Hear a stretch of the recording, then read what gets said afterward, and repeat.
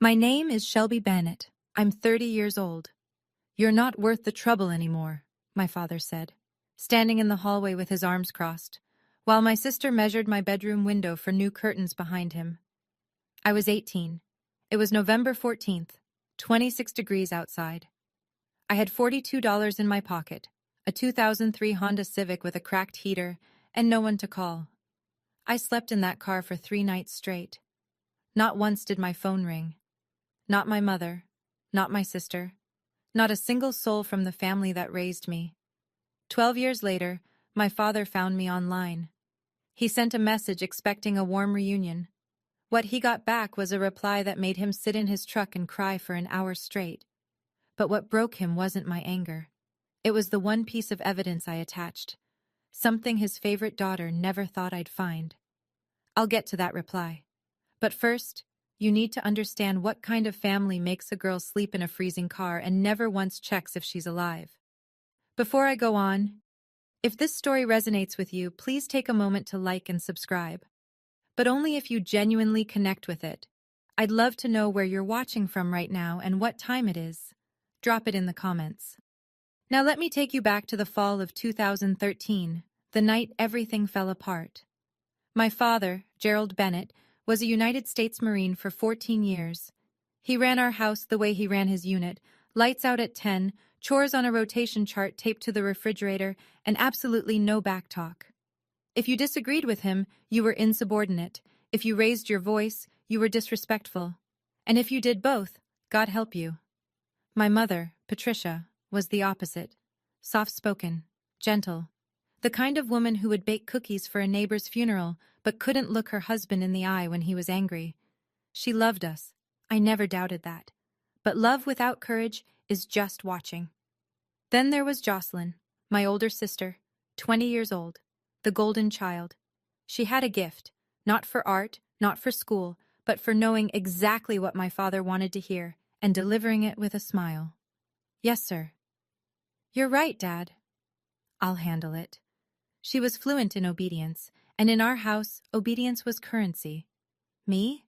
I was the loud one, the difficult one, the one who asked why, when everyone else said yes, sir. I wasn't a bad kid.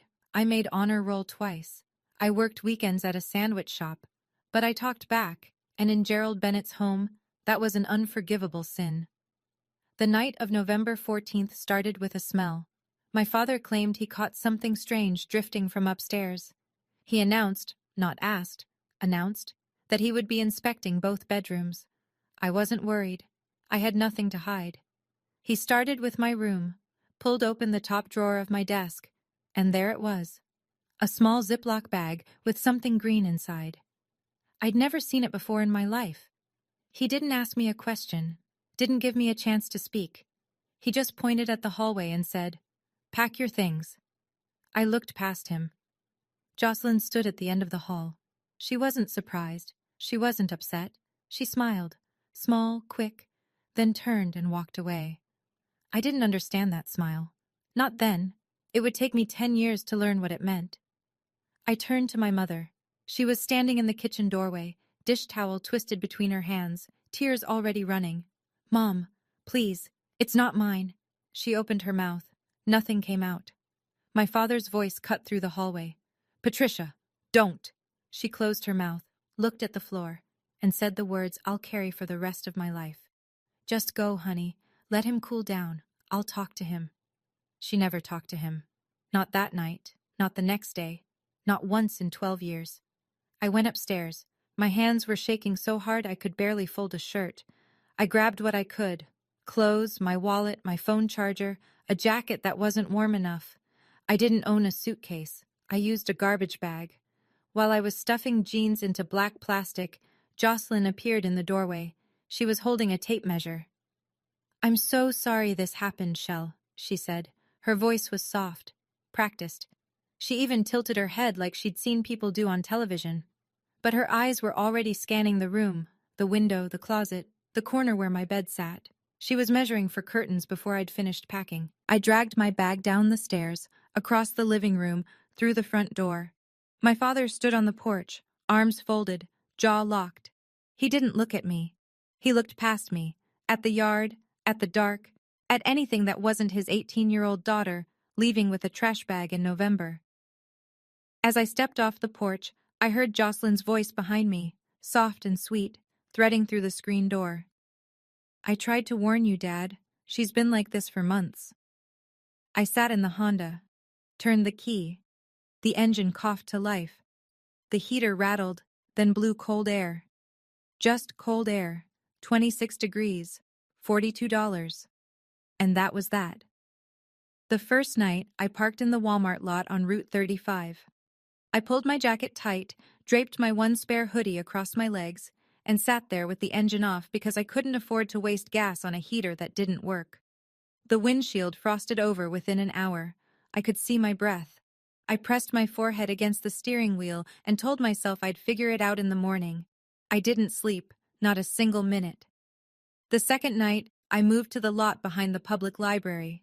Quieter, darker. I figured nobody would bother me there. At 3 a.m, a flashlight hit my window. A security guard, older guy, gray mustache, brown uniform. He knocked gently. "You okay, miss?" "Yes, sir." He studied me for a moment, nodded, walked away. That man, a stranger whose name I never learned, was the first person to ask me if I was okay in 48 hours. Not my father, not my mother, not my sister. A man with a flashlight and a $10 an hour badge. The third night was the worst.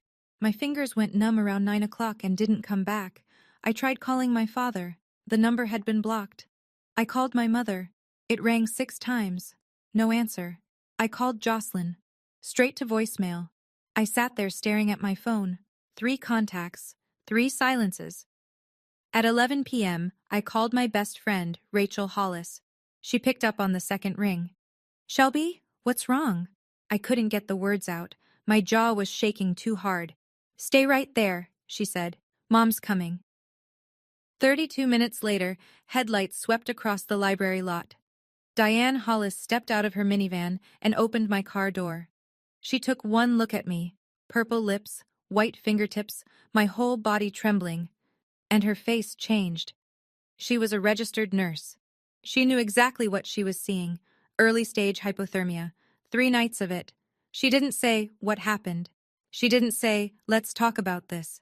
She wrapped a blanket around me, helped me into her passenger seat, and said the only thing that mattered. "You're safe now. That's the only thing that matters tonight." I woke up the next morning in the Hollis' guest bedroom, under a quilt that smelled like lavender fabric softener. For about 4 seconds, I didn't remember. Then it hit, all of it, and I stared at the ceiling while my chest caved in. The smell of oatmeal pulled me downstairs. Diane was at the stove. Rachel sat at the kitchen table, still in pajamas, red-eyed like she'd been up all night. Nobody rushed me. Nobody asked questions. Diane just set a bowl in front of me and sat down across the table. Then she said it. "You deserve a seat at a table where you don't have to fight for a plate." That was the moment. Right there. 11 words from a woman who owed me nothing. And they did what 18 years in my own home never could. They told me I was allowed to exist without earning it. I cried. Hard. The ugly kind. Rachel held my hand and didn't let go. When I could breathe again, Diane laid out the terms. I could stay, rent-free, under 3 conditions. Finish my GED by spring, find part-time work, start applying to community college by summer, no exceptions, no charity, structure, and a future. I agreed to all of it. The next Monday, I started as a cashier at CVS, 4 days a week. Evenings, I studied.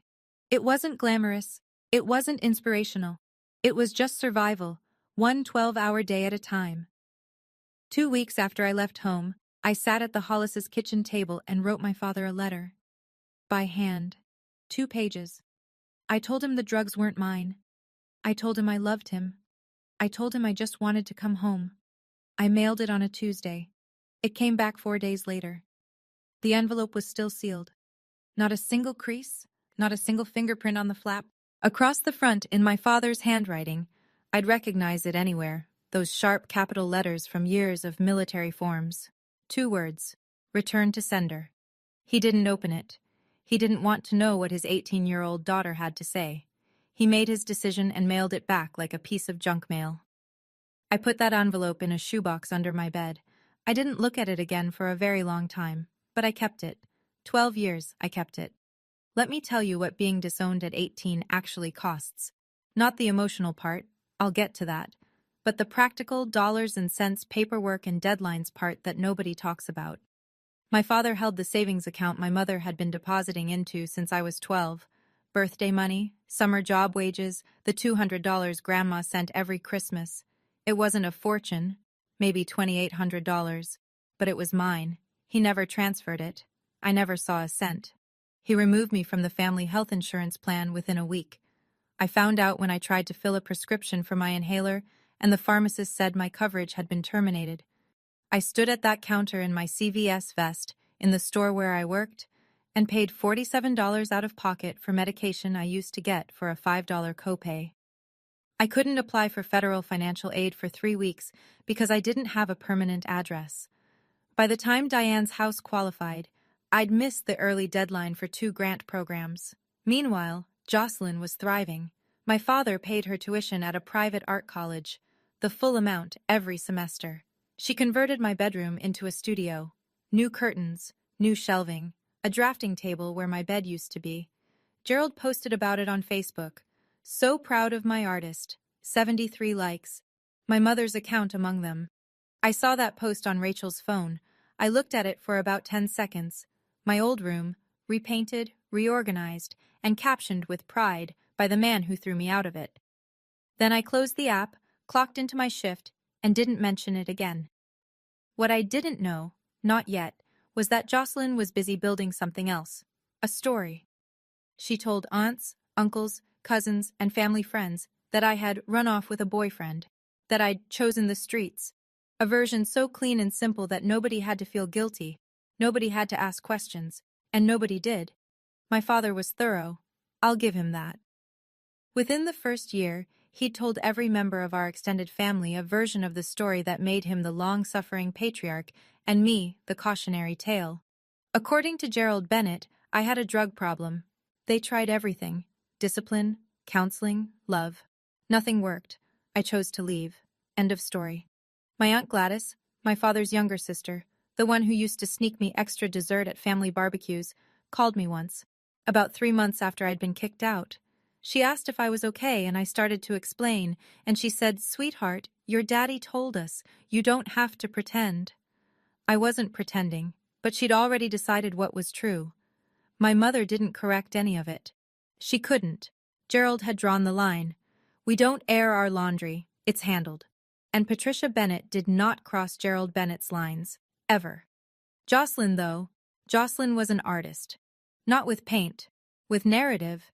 She posted a photo that Christmas, the 3 of them in matching red sweaters, standing in front of the tree, Gerald's arm around her shoulders. The caption read, "Grateful for my little family." 3 people, a family photo with a hole in it, and she framed the hole as a feature. Megan Torres, a mutual friend from high school who'd stayed in contact with both of us, told me something Jocelyn said at a party that winter. Casual, almost cheerful, like she was commenting on the weather. "Honestly, it's better without her. The house is so peaceful now." When Megan told me that, I was sitting on the floor of my room at the Hollis's house, studying for my GED. I put the phone down, stared at the wall, and then I opened my textbook and kept going. There was nothing else to do. 6 months after being kicked out, I almost gave up. It was a Wednesday. I'd just finished a double, 8 hours at CVS, then 4 hours bussing tables at a diner on 5th Street. My back ached. My feet were swollen. I sat in the Honda in the Hollis's driveway because I didn't have the energy to walk inside, and a thought slid through my head so quietly it almost felt like my own voice. Maybe he was right. Maybe I am the problem. I don't know how long I sat there, long enough for the windshield to fog. Diane found me at 2 in the morning. Not in the car. I'd eventually dragged myself inside, but in the kitchen, sitting on the floor with my back against the cabinet, crying into a dish towel. She didn't hug me. She didn't tell me it would be okay. She pulled out a chair, sat down across from me, and waited until I could look at her. Then she said, "If you believe what he said about you, he wins, and he doesn't deserve to win." She didn't raise her voice. She said it the way she said everything, like a fact, like a diagnosis. And something inside me shifted. Not all at once, not dramatically, just a small, hard turn, like a key finding its groove. The next week, I submitted my application to Columbus State Community College, nursing program. I wrote the personal essay in one sitting. I didn't mention my family. I wrote one sentence that carried me through the next 4 years. I want to take care of people who have no one. I got the acceptance letter on a Friday. Diane stuck it on her refrigerator with a magnet shaped like a sunflower. Rachel took a picture. Nobody from the Bennett family called that year, or the next, or the next, or the next. In 4 years, not a single word from anyone who shared my last name. And I kept going. Nursing school was 4 years of not enough sleep and too much coffee. I worked 2 jobs the entire time, CVS and the diner. And I studied everywhere. Bus stops, break rooms, the laundromat on Parsons Avenue while my scrubs dried. My GPA was 3.8. I made the dean's list 5 semesters in a row. Not because I was smarter than anyone else, because I had something most students didn't. The specific bone-deep terror of becoming the person my father said I was. Graduation day, May 2017. 4 people sat in the audience. Diane, Rachel, 2 coworkers from the diner who'd covered my shifts so I could study for finals. That was it.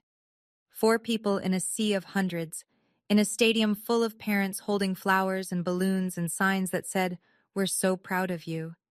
No one held a sign for me.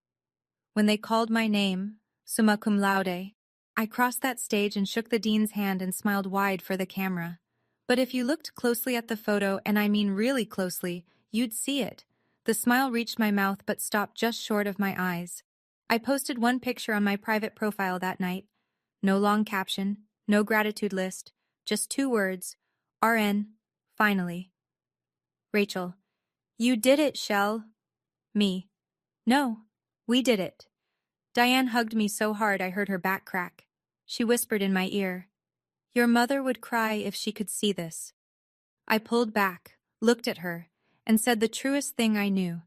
She can't. That's the point. While I was crossing that stage, Jocelyn was living in our parents' house, having dropped out of art school in her 3rd year. My father was still paying her bills. Nobody in the Bennett family mentioned me. I was erased. Not with anger, but with silence, which is worse. But what I didn't know yet was that my mother had seen the photo. Someone, I still don't know who, had sent it to her. And she cried. Not from pride. From the realization that her daughter had graduated and she hadn't been there, and the distance between those 2 facts was entirely her fault. Years later, Megan told me the full story. I'm going to share it because it matters. Not for sympathy, but for context. At some point after I left, my mother created a fake Facebook account. Generic name, stock photo of a sunset, no friends, no posts, no activity. Its only purpose was to follow my private profile, which she could just barely see through the gaps in my privacy settings. A profile picture here, a public comment there. She watched me from behind a screen name that wasn't hers, in a house where even that small act of care had to be hidden from her husband. Patricia wrote me messages, dozens of them apparently, on holidays, on my birthday, late at night when Gerald was asleep. She'd type them out, reread them, and delete them before hitting send. Every time. For years. She never sent a single one. I want to be clear about something. I understand why she was afraid. Gerald Bennett was not a man who tolerated dissent, and by the time I was kicked out, my mother had spent 25 years learning that lesson. Fear is real. I don't minimize it. But here's what I also know. Loving someone from a distance doesn't count if you chose the distance. She had a car. She had a phone. She could have driven to the Hollis's house any Tuesday afternoon while Gerald was at work. She didn't. Fear kept her still, and stillness kept me alone. There's one more thing. Jocelyn found out about the fake account. Megan told me this too. Jocelyn didn't report it to Gerald. That would have been too direct. Instead, she used it as leverage. Quiet, surgical leverage. "I know what you're doing online, Mom. Don't make me tell Dad."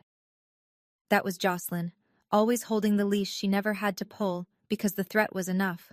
My mother stayed silent, my sister stayed in control, and the years kept passing. After graduation, I took a position at Riverside Methodist Hospital in Columbus.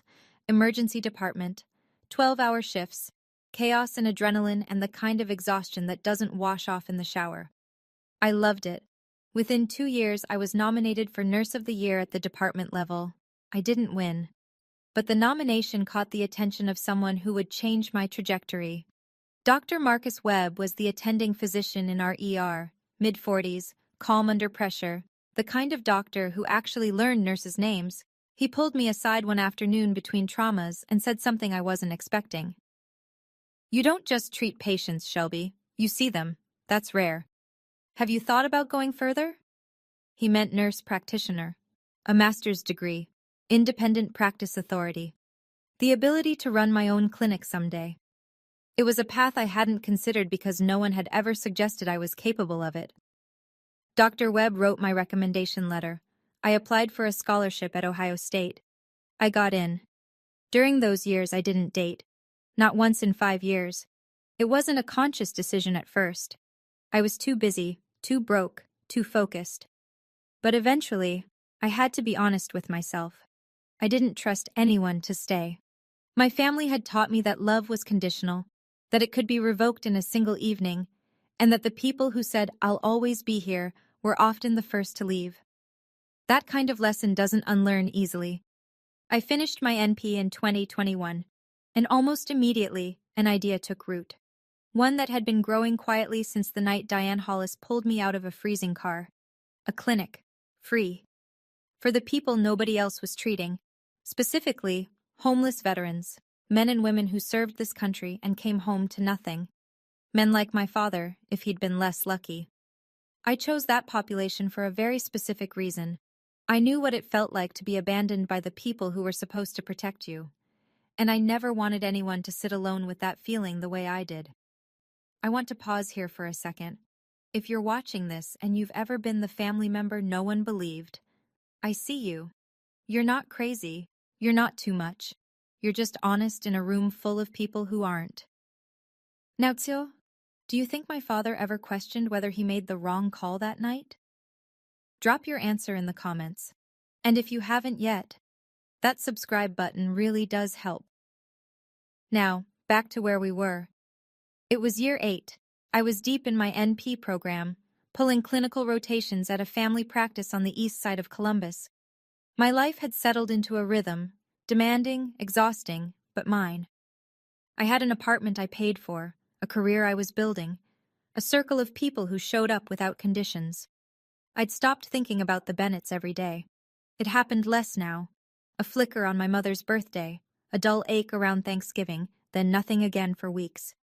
Then Megan called. Her voice was off, not panicked, careful, like she was choosing each word before she said it. "Shell, I found something. I don't know if I should show you." She'd been transferring data from an old phone, her iPhone 5, the one she'd used in high school, to a new device. The migration pulled up years of text messages she'd forgotten existed.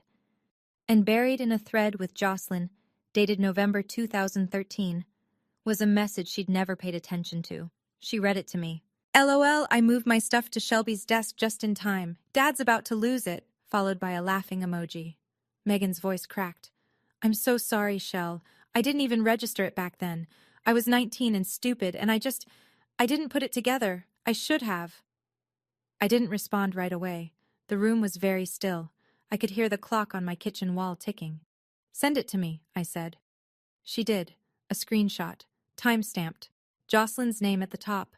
The text in a gray bubble, casual and grinning, like she was telling a joke. "LOL, I moved my stuff to Shelby's desk just in time." My stuff, her drugs, in my desk, on purpose. 12 years, Megan. I was 18 and freezing in a parking lot because of a text message with a laughing emoji. I saved the screenshot. I didn't show it to anyone. I didn't know what I'd do with it, or if I'd ever do anything at all. I just saved it in a folder on my phone and closed the screen. Some truths arrive too late to fix anything, but they still arrive. Building a clinic from nothing takes exactly as long as you think it does, plus 2 years. I spent 24 months writing grant proposals, sitting in meetings with nonprofit boards, touring vacant retail spaces with leaky ceilings, and learning a vocabulary I never expected. Zoning variances, 501c, 3 compliance, Medicaid reimbursement structures. Dr. Webb served as medical advisor. Diane connected me with a veterans advocacy network she'd worked with through the hospital. A regional foundation that supports veteran health services awarded us our anchor grant. We opened in a converted storefront on Livingston Avenue.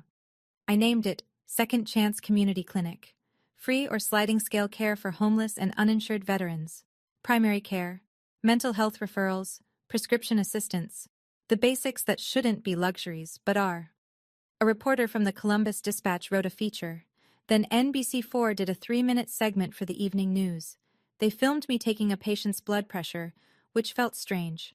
I'd done it 10,000 times, and suddenly there was a camera. The headline in the Dispatch read, "Local nurse practitioner opens free clinic for homeless veterans in Franklinton." I didn't build the clinic to prove anyone wrong. I didn't build it for a headline.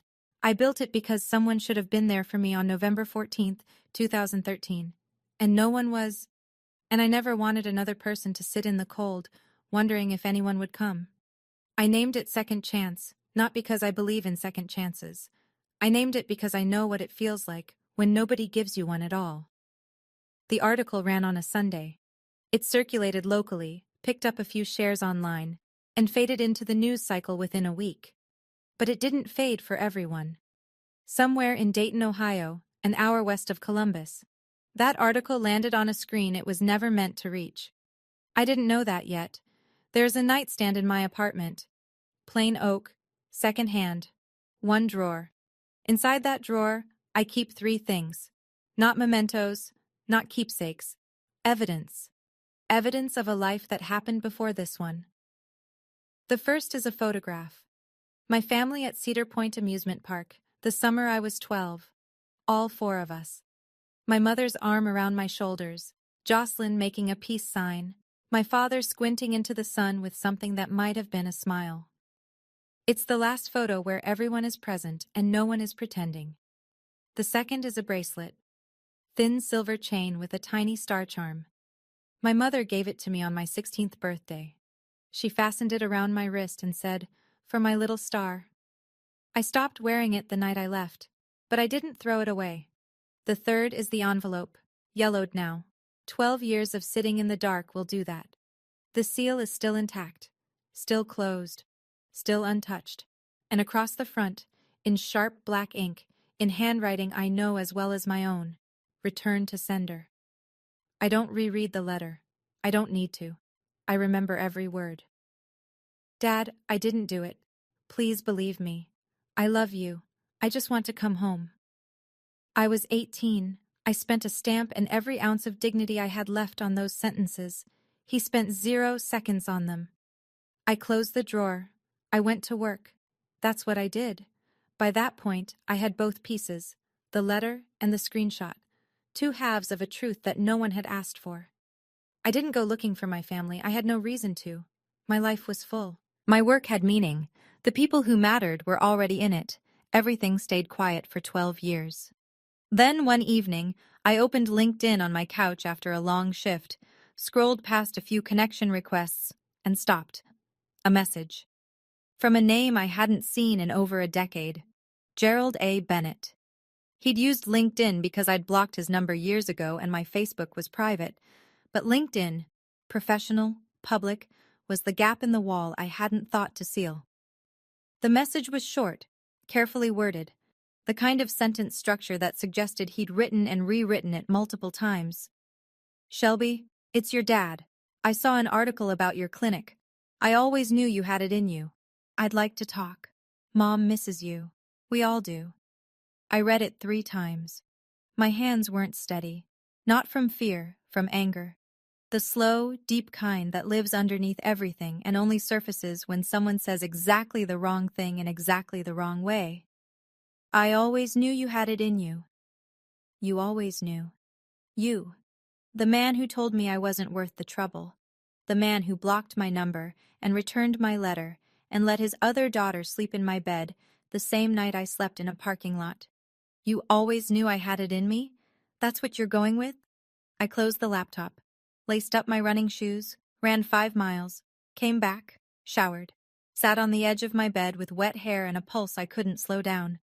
I called Diane. He found me. A pause. I could hear her put something down. A mug, maybe. What do you want to do? I don't know yet. Then don't do anything yet. I didn't. Not that night. Not the next day. Not for 2 full weeks.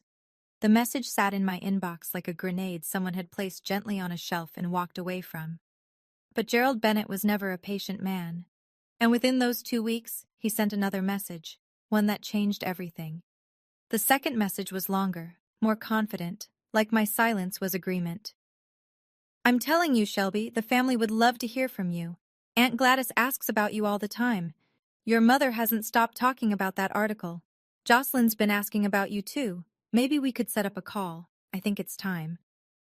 Jocelyn's been asking about you. Jocelyn, who hadn't spoken my name in 12 years, was suddenly asking about me. I almost laughed. Almost. I called Megan. What's going on with my father? Megan sighed. The kind of sigh that means I'm about to tell you something you won't like. Shell, he's been showing that article to everyone. Like, everyone. He shared it on Facebook. He brought it up at Ron and Gladys's barbecue last month. He's telling people you decided to do things on your own and that the family always supported you from a distance. I set my coffee down. He said what? He's rewriting the whole thing. The drug story is gone. Now it's, you were independent, you wanted to leave, he respected your decision, he's acting like he launched you. He threw me out, Megan. I know. He told them I was on drugs. I know. And now he's saying he supported me? He shared the Dispatch article with the caption, Proud Dad Moment. 61 likes. I sat with that for a long time. My father hadn't just abandoned me. He'd written the story of my life twice, once as a cautionary tale and once as a success story. And both times, he cast himself as the hero. The first version, we did everything we could. The second version, she got her strength from us. Neither version included the truth. Neither version included a frozen parking lot, a returned letter, or a laughing emoji. He didn't want me back. He wanted the narrative back, and he needed my cooperation to finish writing it. I sat on it for 3 more days. I went to work. I saw patients. I restocked supply closets and reviewed intake forms and did everything exactly the same as before. But underneath it all, something was building. Not rage, not revenge, just clarity. The kind that comes when you've been holding a question for 12 years and the answer finally stops being complicated. I called Diane on a Tuesday evening, told her about the second message, told her about the Facebook post, told her about the rewritten narrative. She listened. Then, you don't owe him a thing, but if you write back, write for you, not for him. I thought about what would happen if I stayed silent. Gerald would continue telling the family his version. Aunt Gladys, Uncle Ron, every cousin and in-law. They'd all believe the story of the proud father and the independent daughter. I'd be erased twice. Once when he threw me out, and again when he pretended he didn't. That was the thing I couldn't live with. Not his cruelty. I'd survived that. His revision. The idea that he could take 12 years of my suffering and repackage it into a feel-good Facebook caption. That my truth would never exist outside my own head. I didn't sit down to write a revenge letter. I sat down to tell the truth. There's a difference, and it matters. I opened my laptop, created a new document, and I started with the date, November 14th, 2013. It took me 3 hours. Not because I didn't know what to say, because I kept stopping to breathe. Every sentence was a door I'd closed years ago, and opening them all at once was like walking through my own wreckage. When I finished, I attached 2 files, a photograph of the envelope, sealed, yellowed, returned to sender in his handwriting, and Megan's screenshot. I copied the text into a LinkedIn reply. Read it once. Read it again. Hit send. 11:47 p.m. I closed my laptop, went to bed, didn't sleep. I had no idea what would happen next. But I knew this. Whatever Gerald Bennett felt when he read that message, that was no longer my weight to carry. I'd given the truth back to the person who made it. This is what I wrote. I'm going to read it to you exactly as I sent it, because you've earned the full version. Dad, you said I wasn't worth the trouble. Here's what happened after you decided that. November 14th, 2013. 26 degrees. You told me to pack my things. You didn't ask if the drugs were mine. You didn't let me speak. You pointed at the door and I walked through it with my clothes in a garbage bag. November 14th. First night. I parked in the Walmart lot on Route 35. The heater was broken. I draped a hoodie over my legs and didn't sleep. November 15th. Second night. The library parking lot. A security guard knocked on my window at 3 a.m. He asked me if I was okay. That man, a total stranger, was the first person to check on me in 48 hours. Not you, not Mom, not Jocelyn. November 16th. Third night. I called you. Blocked. I called Mom. No answer. I called Jocelyn. Voicemail. 3 contacts. 3 silences. At 11 p.m., I called my friend Rachel. Her mother, Diane Hollis, drove 32 minutes across town to a library parking lot to pick up your daughter. She found me shaking, with purple lips and white fingertips. She's a nurse. She recognized early-stage hypothermia when she saw it. A stranger's mother saved my life. Mine didn't answer the phone. December 2013. 2 weeks after you threw me out, I wrote you a letter. By hand. I told you the drugs weren't mine. I told you I loved you. I told you I just wanted to come home. You mailed it back unopened. Your handwriting. Return to sender. You didn't spend 1 second on it. You told the family I had a drug problem. You told them I chose the streets. You rewrote my life so you could sleep at night. That was the first part, but it wasn't the part that broke him. The message continued. Here's what you missed, Dad. All of it. Every milestone. Every moment you weren't there for. Not because you couldn't be, but because you chose not to be. 2014. I got my GED while working double shifts at a pharmacy counter. No one clapped. No one took a picture. I went home and studied for the next test. 2015. I started nursing school at Columbus State. I paid for it with federal loans and a second job bussing tables at a diner. You paid for Jocelyn's art degree in full. She dropped out junior year. 2017. I graduated. Summa cum laude. 4 people were in the audience. A woman who owed me nothing, her daughter, and 2 coworkers from a restaurant. You weren't one of them. Mom wasn't one of them. I crossed that stage alone. 2019. I completed my nurse practitioner program at Ohio State. I treated my first patient independently on a Monday afternoon. When I got home, I picked up my phone to call someone. The person I wanted to call was you. I put the phone down. 2021. I opened a free clinic for homeless veterans. The kind of men you served with, Dad. The kind of men who came home from war and found out that the people who were supposed to be there had already moved on. I named it Second Chance. Not because I believe in second chances, but because I know what it feels like when nobody gives you one. 2025. You found me online. You said, I always knew you had it in you. You didn't know. You weren't there. Knowing requires presence, Dad. You were absent for 12 years. You didn't just miss my life. You chose to. I paused there, took a breath. Then I wrote the last section, the one with the attachments. One more thing, Dad. You kicked me out because you found drugs in my desk. I told you they weren't mine. You didn't believe me. You didn't even ask. They were never mine. I've attached a screenshot. It's a text message from Jocelyn to a mutual friend, dated November 2013, the same month you threw me out. It reads, LOL, I moved my stuff to Shelby's desk just in time. Dad's about to lose it. Followed by a laughing emoji. Your golden child put her drugs in my desk drawer and stood in the hallway watching you throw me out. She measured my bedroom window for new curtains before I finished packing a garbage bag. And then she spent 12 years playing the loyal daughter while I slept in a car. I've also attached a photo of the letter, the one I sent you 2 weeks later, sealed, unopened, your handwriting across the front, return to sender. Your 18-year-old daughter wrote, I love you, I just want to come home. And you mailed it back like junk mail. I kept both, not as weapons, as proof that I tried and you didn't. I'm not writing this to hurt you. I'm writing it because you asked to reconnect, and I think you should know what you're reconnecting to. Not the version you told the family, not the proud dad moment you posted on Facebook, the real version. I don't hate you, Dad, but I can't give you the reunion you're looking for.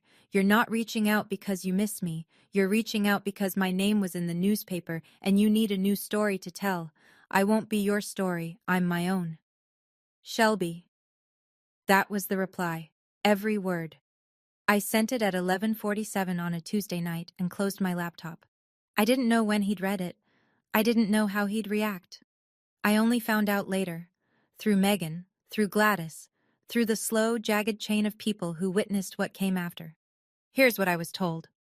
Gerald read the message in the living room. Patricia was in the kitchen. He was sitting in his recliner, the same one he'd been sitting in for 20 years, scrolling through LinkedIn on his phone. He opened my reply expecting, I imagine, something warm, something grateful, something that confirmed the story he'd been telling. He read it in silence. Patricia said she heard nothing. No reaction, no gasp, no curse, just quiet. And then the sound of the front door opening and closing. She looked out the kitchen window. Gerald walked across the yard, opened the driver's door of his truck, a blue Ford F-150, Marine Corps sticker on the rear bumper, and sat behind the wheel. He didn't start the engine. He didn't turn on the lights. He just sat there. Patricia waited 10 minutes, then 20. She put on her coat and walked outside with a glass of water. She tapped on the window. He didn't open the door. Through the glass, she could hear him. He was crying. Not the quiet kind. Not the composed, stoic kind you'd expect from a man who built his identity on discipline and control. The kind that shakes your shoulders. The kind you can't stop. She stood outside that truck for a long time. Eventually, she went back inside. An hour later, a full hour, Gerald walked back through the front door. His eyes were swollen. He didn't say a word. He placed his phone on the kitchen table, opened to my message, and pushed it toward Patricia. Read it. She did. Then she cried too.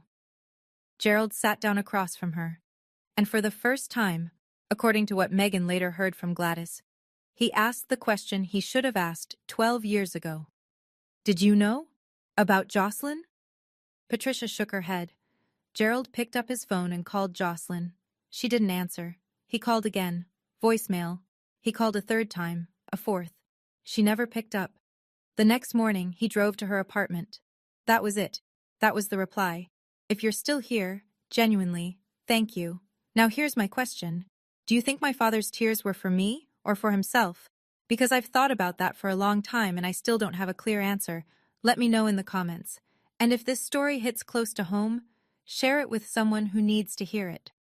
Here's what happened next. I wasn't there for what happened at Jocelyn's apartment. Everything I know came through Megan, who heard it from Patricia, who heard it from Gerald. A chain of voices relaying the moment a family cracked along a fault line that had been there for 12 years. Gerald drove to Jocelyn's place the next morning, early, before 8. He knocked on the door hard enough that her neighbor opened theirs first. Jocelyn answered in a bathrobe. Dad? What's going? He held up his phone, the screenshot on the screen. Is this real? She looked at it. Her expression did something complicated.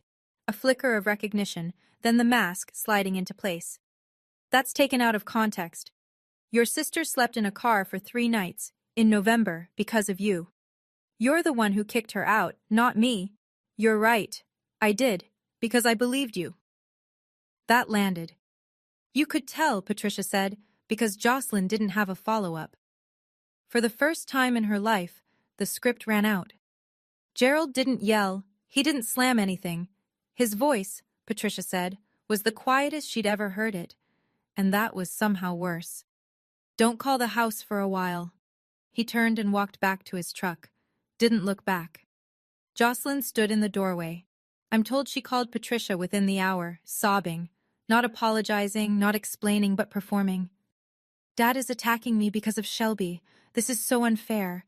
I can't believe you're all taking her side. My mother, the woman who had spent 25 years choosing silence, said something she'd never said before. No, He's hurting because of what you did. So am I. And then she hung up. Megan told me Patricia's hands were shaking when she set the phone down. But she set it down, and she didn't pick it back up. The truth moved through the family the way truth always does when it's been delayed. Fast, messy, and without anyone's permission. Gerald called Gladys that same week, his younger sister. The one who'd called me once years ago and taken his word over mine. He told her everything. The screenshot, the letter, the parking lot, the hypothermia. Gladys was quiet for a long time. Then, "You let that girl sleep in a car, Gerald. She was a child." "I know." "And you told me she was on drugs." "I know." Gladys hung up and called me. I almost didn't answer. Her number had been absent from my phone for over a decade, and seeing it felt like a hallucination. But I picked up. "Sweetheart," her voice was thick. "I'm sorry. I should have checked. I should have asked you directly. I took his word and I shouldn't have."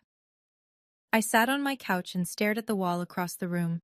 A small crack ran along the baseboard I'd been meaning to fix for months. "You believed what was easier to believe, Aunt Gladys." "Yes, and I'm ashamed of that." I didn't tell her it was okay, because it wasn't. But I didn't hang up either. Uncle Ron cut contact with Jocelyn entirely. No announcement, no drama.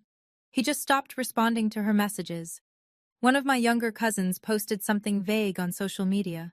Blood doesn't mean loyalty. And I knew the ripple had reached the edges. Jocelyn posted her own response on Instagram 3 days later.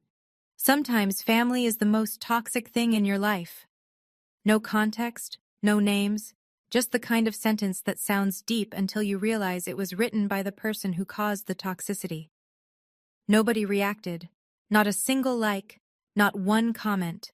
And I know this might sound satisfying, the villain getting her comeuppance, but I want to be honest, it didn't feel triumphant. It felt heavy. Watching a family unravel in slow motion isn't a victory. It's just what happens when the truth shows up 12 years late and there's no clean place left to put it. A week after the confrontation with Jocelyn, my father sent me an email. Not through LinkedIn this time, through my clinic's public contact address, the one listed on our website for appointment inquiries and community outreach. He'd found it the way anyone would. He typed it into the general inquiries field like a stranger. "Shelby, I read your message 7 times. I read the letter, the one I sent back. Your mother found a draft copy in your old desk, in the room I let your sister take. I read every word. I can't undo what I did. I'm not going to list excuses because there aren't any that hold up. I was wrong. About all of it. I don't expect you to forgive me, but I needed you to know I hear you now." I read it at my kitchen table after a 10-hour shift, with a bowl of leftover soup going cold in front of me. I didn't respond that night, or the next.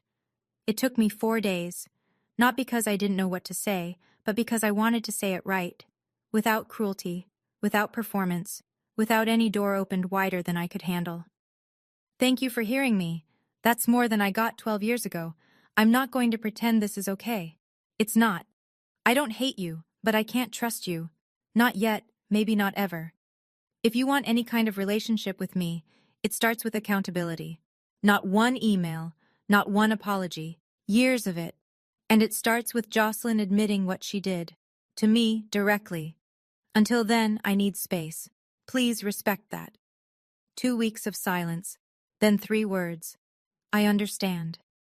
The same week, my mother sent her own message, separate from Gerald, her own words, for the first time in 12 years. "I should have been your mother first, and his wife second. I'll spend the rest of my life trying to earn that back." I read it twice, closed my laptop, and went for a long walk in the dark. 2 months after the reply, the clinic was ready for its official grand opening. We'd been operating quietly for a while, seeing patients, building referral networks, stocking the pharmacy shelves. But this was the formal event. Ribbon cutting, press coverage, community turnout. The kind of day I'd spent 2 years working toward. The guest list wrote itself. Megan, Rachel, Diane, Dr. Webb, colleagues from the hospital, representatives from the Veterans Foundation, a reporter from the Dispatch who'd covered our launch, a crew from NBC4 coming to film, 40-plus veterans we'd already served, some of whom I'd treated personally. I didn't invite my father, I didn't invite my mother. I didn't invite Jocelyn. But Aunt Gladys called the week before. Can I come? I didn't hesitate. Of course, Aunt Gladys. She paused. I know I don't deserve to be there. It's not about deserving. You asked. That's enough. The night before the event, I sat at the clinic after everyone had left, running through the setup checklist. Chairs in rows, podium by the entrance, banner hung straight. Diane had helped me write the speech.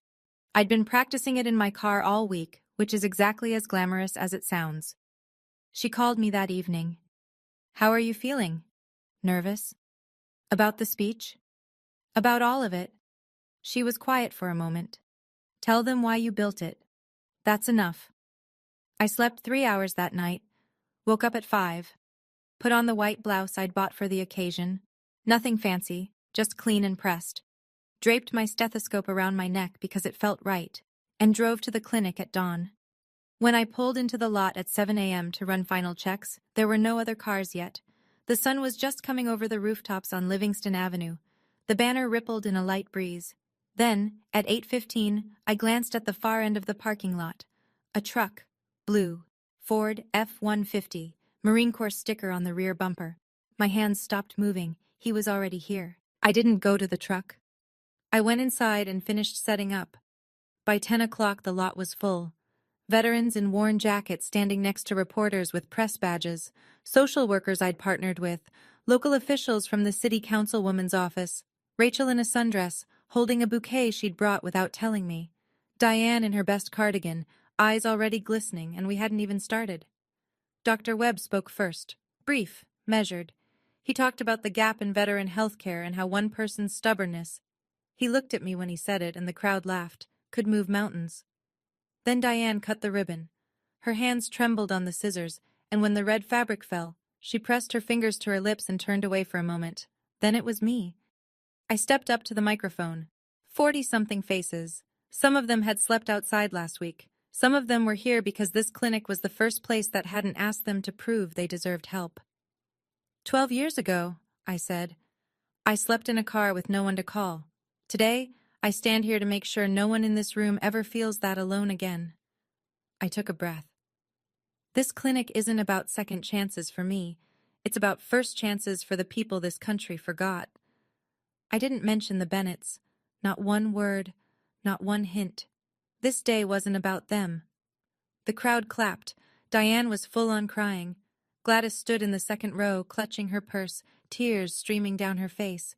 And through the crowd, past the reporters and the veterans and the folding chairs, I saw him. Gerald. Standing at the edge of the parking lot, baseball cap pulled low, hands in his jacket pockets, not moving closer.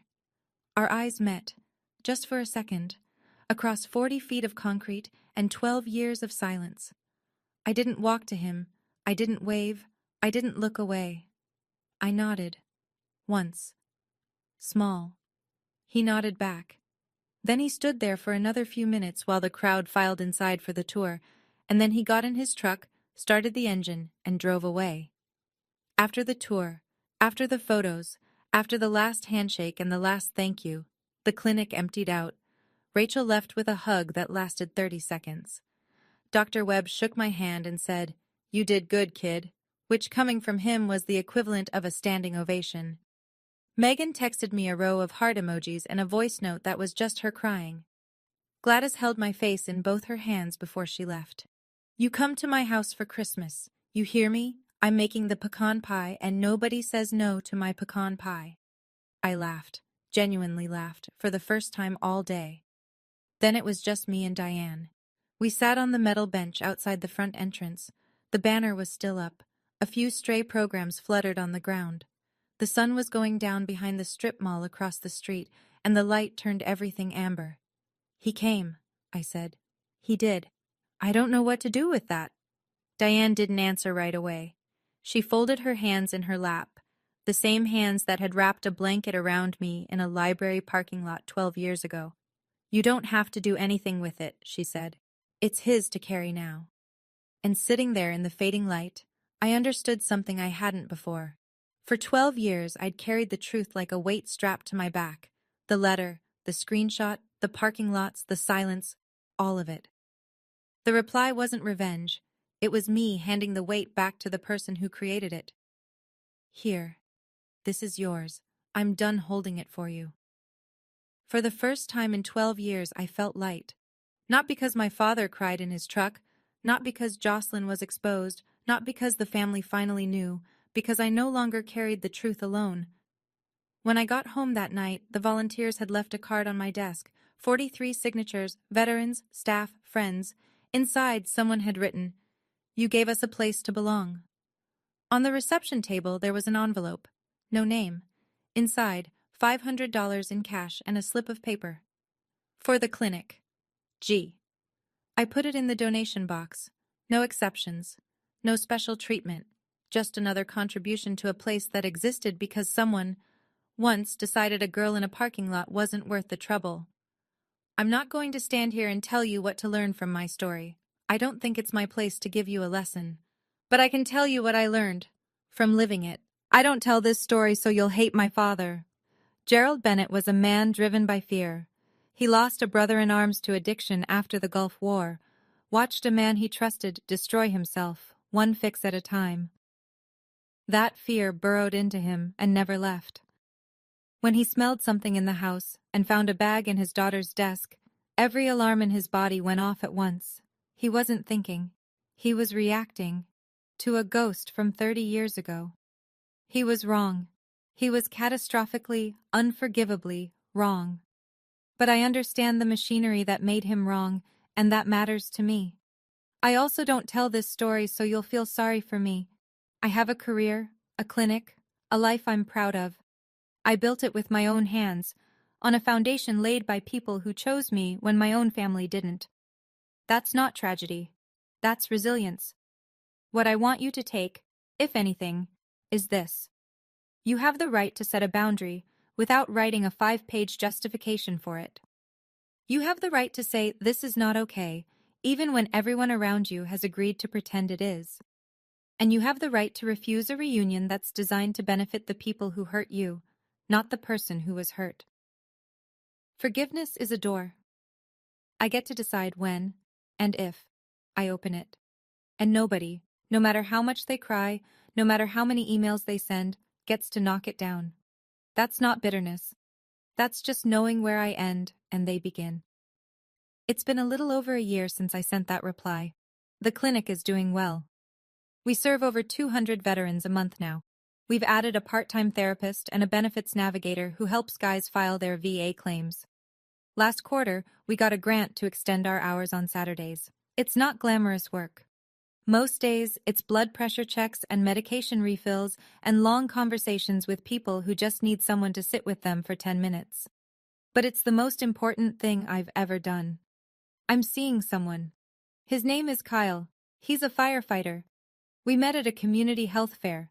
He was manning the fire safety booth next to our clinic's table, and we argued about whether CPR dummies are creepy. He's kind and steady, and he doesn't try to fix me. When I told him this whole story, he didn't say, "You should forgive them." He said, "What do you need?" And I knew. My father emails once a month. Short messages. Never pushing. Sometimes it's a question about the clinic, sometimes it's just thinking of you. I respond to about half of them. We haven't seen each other since the grand opening. Our relationship, if you can call it that, is like two strangers trying to remember a language they used to share.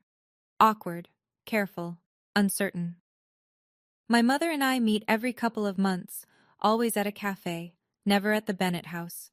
She started seeing a therapist, her first time at 62. We talk about small things. We're not ready for the big ones yet. Jocelyn hasn't apologized, hasn't reached out, hasn't acknowledged anything. I don't wait for it. Some people never arrive at the truth, no matter how clearly you lay it out for them. Diane is still my family. She always will be. She hates the phrase second mom, and every time I use it she says, "I'm not your second anything, I'm just someone who answered the phone." But she smiles when she says it, and so do I. One more thing. A few months ago, I found out that my mother, using her old fake Facebook account, the one Jocelyn used to hold over her, had submitted an anonymous nomination for the Ohio Nurse of the Year award. She'd typed up a letter about my work, my clinic, my patients. She submitted it under a name I didn't recognize. I didn't win. But I read the nomination form after a colleague forwarded it, and I recognized her voice in every sentence.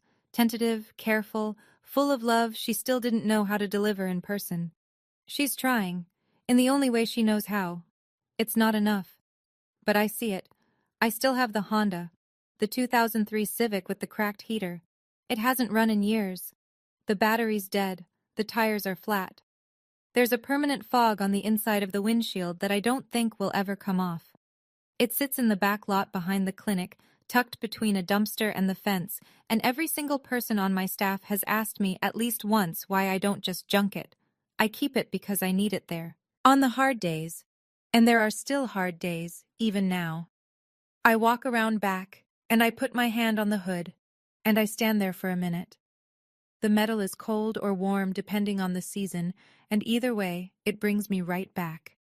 To the girl in the Walmart lot, to the hoodie draped over her legs, to the frost on the windshield, and the silence on her phone, and the 26 degrees that almost took her. She was 18, she was terrified, and she was completely, totally alone. She deserved to be saved, and because no one came, she saved herself. If you're in that car right now, literally or otherwise, I want you to know something. You don't need anyone to open the door for you. You just need to find the person who will say, "You're safe now." And if you can't find that person yet, then be that person for yourself. Because you can. I know you can. I'm proof. My father told me I wasn't worth the trouble. 12 years later, 200 veterans a month walk through my doors because someone decided they were. My name is Shelby Bennett. I'm 30 years old, and I was always worth the trouble. Thank you for staying until the end. That means more than you know. If this story reminded you of your own, or someone you love, please share this video. It might reach the person who needs it tonight. I'd love to hear from you. What would you have written in that reply? Drop it in the comments. I read every single one. And there's another story in the description that I think you'll connect with. Click it before you go. And remember, you're always worth the trouble.